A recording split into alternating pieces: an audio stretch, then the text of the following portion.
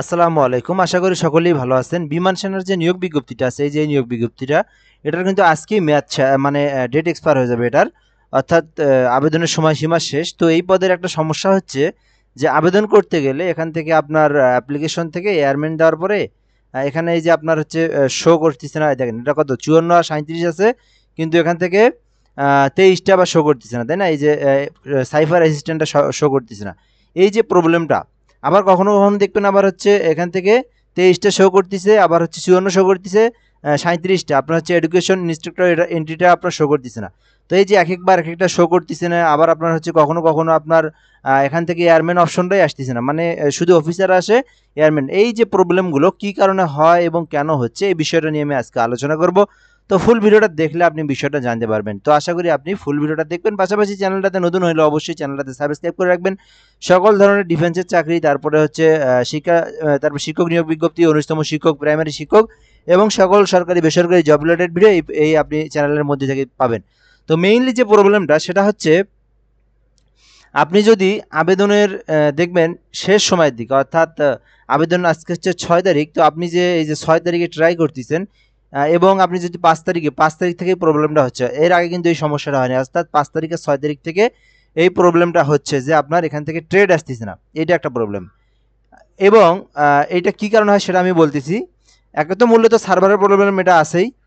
দ্বিতীয় সব থেকে যে প্রবলেমটা আছে, বিমান বাহিনী এবং নৌবাহিনী এই ডিফেন্সের চাকরিগুলোর আবেদন সিস্টেমটা একটু ভিন্ন। যেমন আমরা অন্য অন্য অধিদপ্তরে আবেদন করি যে 10 জন মাত্র সার্কুলার অধিদপ্তরে, বিভিন্ন অধিদপ্তর, আইসিডি, তথ্য প্রযুক্তি অধিদপ্তর, মাদক দ্রব্য, তারপর হচ্ছে দুদক, এইরকম শত শত যেগুলো আছে, এগুলোতে দেখবেন যে 10 জন নেয়, তাও আপনার ওখান থেকে ধরেন 1 লক্ষ লোক আবেদন করলেও কোনো সমস্যা নাই। অর্থাৎ এখান থেকে সরকার এখান থেকে কি কোষাগার থেকে টাকা নিচ্ছে, তাই না? তো সরকারের একটা লাভ হচ্ছে। কিন্তু আপনার বিমান বাহিনী এবং হচ্ছে নৌবাহিনী, এনাদের হিসেবটা আলাদা, কারণ এনাদের হচ্ছে পেমেন্টের ফিটা অনেক বেশি। তো তারা চায় না যে আপনি হচ্ছে এখানে, সাপোজ একটা উদাহরণ আমি দেই, মনে করেন আপনার বিমান বাহিনীতে এই পদে নিবে হচ্ছে 500 জন। তো তাদের আবেদনের একটা সিস্টেম কোয়ালিটি আছে যে আমি এইখান থেকে আমরা 500 জনকে নেব, সর্বোচ্চ আমরা 2000 বা 25 জন, 2500 জন বা 3000 জনকে আবেদন করাবো। এর বেশি হুদেই 1 লক্ষ আবেদন করে এখানে কি লাভ? হুদেই আপনার কি টাকাটা নষ্ট এখান থেকে তাদের, তাই না? কারণ পেমেন্ট ফিটাও তো অনেক বেশি, 200 টাকা পেমেন্ট ফি এখান থেকে। তো আপনি একটা দোকানে বা যে কোনো কোথায় করলে মিনিমাম আপনার 300 টাকা আপনার খরচ পড়বে। তো এই যে বিষয়টা, এই যে তারা কিন্তু হচ্ছে আপনার থেকে কি নিচ্ছে না, মানে আপনার হচ্ছে চাচ্ছে না যে ওই অতিরিক্ত আবেদনটা পড়ুক। হ্যাঁ, অতিরিক্ত আবেদনটা তারা চাচ্ছে না। তাদের একটা আবেদনের হচ্ছে একটা আপনার হচ্ছে নির্দিষ্ট একটা, তাদের হচ্ছে ওইখান থেকেই সফটওয়্যার থেকেই সীমা করে দিচ্ছে যে এই পর্যন্ত আবেদন নেব। তারপরেও তারা হচ্ছে একদম বন্ধ করে দেয় নাই, তারপরেও তারা আবেদনের সময় পপ আপটা খুলে দিচ্ছে, এখান থেকে অপশনগুলো আবার দিচ্ছে না। তো এই যে দেখেন, এখন আবার এখান থেকে খেলোয়াড় পদটা নাই, আবার আপনি একটু পরে আবার আপনি রিফ্রেশ করে দেখবেন আবার অন্য একটা পদ নাই, আবার আপনি দেখবেন যে পদগুলোতে বেশি আবেদন হয়েছে ওই পদটা আবার নাই। তো দেখেন, টেকনিক্যাল আছে, নন টেকনিক্যাল আছে, খেলোয়াড় পদটা নাই কেন? অতিরিক্ত আমি তো অসংখ্য আবেদন করে দিছি শুধুমাত্র প্লেয়ারের যে এখান থেকে পদটা, তার কারণে আবেদনটা পড়তেছে অধিক, কিন্তু তাদের ওখানে মনে করেন খেলোয়াড় পদে নিবে 500 জন, উদাহরণ দিচ্ছি আমি, দেন আবেদন পড়ছে মনে করেন আপনার 2500, 3000, 4000। তো এই পদে কে আবেদন করবে ভাই? এই পদে হচ্ছে আপনার তো যে যোগ্য তারাই কিন্তু আবেদন করে। একটা ডিফেন্সের চাকরিতে, বিমান বাহিনীর চাকরিতে 200 টাকা 300 টাকা যে খরচ করে মানুষ যে আবেদন করবে, তার শিক্ষাগত যোগ্যতা ঠিক আছে, তার হাইট ঠিক আছে, তার হচ্ছে বডি ফিটনেস ঠিক আছে, তার হচ্ছে সব কিছু ঠিক আছে বিধায় তো আবেদন করবে। তো এই বিষয়গুলো হচ্ছে এইরকম। তো এখান থেকে হচ্ছে যারা যোগ্য প্রার্থী বা মিনিমাম যোগ্য প্রার্থী, তারাই কিন্তু আবেদন করে। তো এই জন্য বিমান বাহিনী, নৌবাহিনী তারা চায় না যে এখানে আপনার নেব আমরা 500 জন, আবেদন করুক হচ্ছে 50,000 জন। তারা চায় যে নেব 500 জন, আবেদন করুক সর্বোচ্চ 3000, 4000, 5000, এর মধ্যে থেকে আমরা এখান থেকে সিলেকশন করে নেব। তো এই ছিল হলো মূলত বিষয়। তো এখন তো দেখবেন সকালবেলা আমি কিন্তু রাত 3টা পর্যন্ত, 5 তারিখ 3টা পর্যন্ত, রাত 3টা পর্যন্ত আমি আবেদন করছি। 3টের পরে আবার হচ্ছে মানে এখান থেকে এয়ারম্যান অপশনটাই আসে নাই।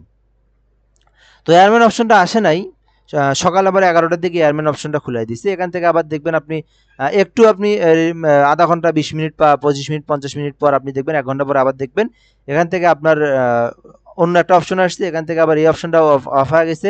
অর্থাৎ এগুলো হচ্ছে আবেদন যখন যেটাতে ভার বেশি পড়ে, সার্ভারে যখন যেটাতে চাপ পড়ে, ওইটা আপনার আবেদন করার পর ওদের যখন মানে ফিল আপ হয়ে যায় তখন আবার বন্ধ করে দেয়। তো তারা একবার বন্ধ করে দিচ্ছে না, তারা একদম মানে খুলেও রাখতেছে না। তো এই হলো মূলত বিষয়।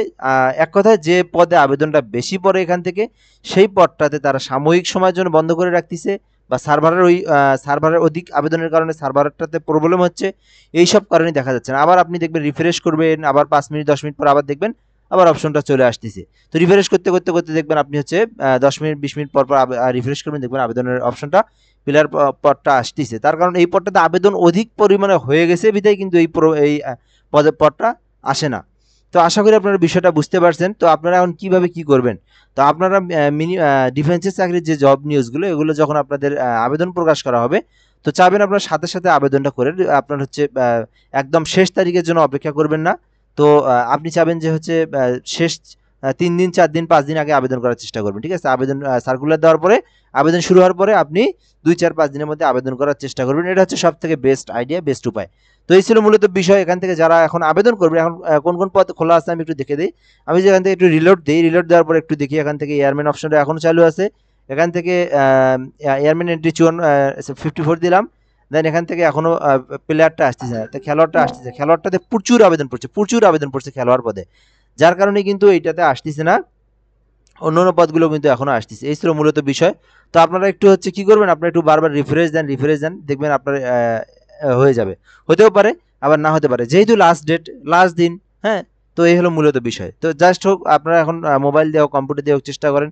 যদি আপনি এখন আসে আপনার সার্ভারে, বা আপনার ওয়েবসাইটে যদি আসে আপনার মোবাইল দিয়ে বা পিসি দিয়ে, দেন ভালো আপনি আবেদন করতে পারবেন। ওকে, সো এটাই ছিল মূলত বিষয়। ধন্যবাদ, ভালো থাকবেন। যে কোনো কিছু জানার থাকলে কমেন্ট বক্সে জানাতে পারবেন। আসসালামু আলাইকুম।